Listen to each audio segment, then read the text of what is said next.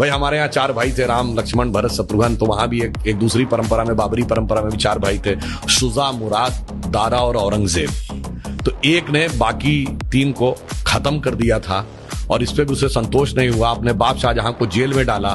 सगे बड़े भाई दारा चिको का सर काट के थाली में सजा के अपने बाप शाहजहां के पास उसने जेल में भेजा। तो एक तरफ है भाई की रखी हुई खड़ाऊं और एक तरफ है भाई के रखे कटे हुए सर। और इतना ही नहीं, शाहजहां को आखिरी दिनों में 1 सुराही पानी देता था।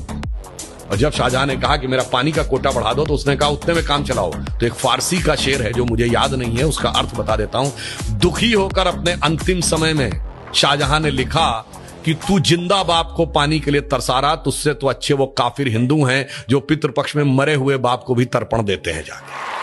आप सोचिए कि आप अपने परिवार में क्या चाहते हैं मेरे भाई। किसी धर्म को मानने वाले हो, आप अपने परिवार क्या चाहते हो? 4 भाइयों में वो प्रेम हो या 4 में से 3 की गर्दन उड़ जाए? भगवान राम के लिए तुलसी ने लिखा है कि कहत परम पुनीत इतिहासा, अंतिम जो चौपाई है, सवन ही हो तो सकल भ्रम नासा, सुनिए तो सारा भ्रम का नाश हो जाएगा। जैसे मैं एक छोटी सी बात बताना चाहता हूं। कभी आपने ये बात, यद्यपि मैं पहले भी बोल चुका हूं, आप बताइए भगवान राम 4 ही भाई क्यों थे? 3 या 5 क्यों नहीं? और अगर 4 भाई थे तो लक्ष्मणी क्यों राम के साथ जाएंगे वन में? और भरत ही खड़ाऊ रख के शासन क्यों करेंगे? और शत्रुघ्न ही अयोध्या में क्यों रहेंगे? क्योंकि 4 भाई 4 पुरुषार्थ के प्रतीक हैं। धर्म, अर्थ, काम, मोक्ष। भगवान राम धर्म है, शत्रुघ्न अर्थ हैं, लक्ष्मण काम है और भरत मोक्ष है। अब देखिए साहब, धर्म के साथ काम यानी कामना यानी इच्छा सदैव संयुक्त रहनी चाहिए, इसलिए लक्ष्मण सदैव साथ में रहेंगे।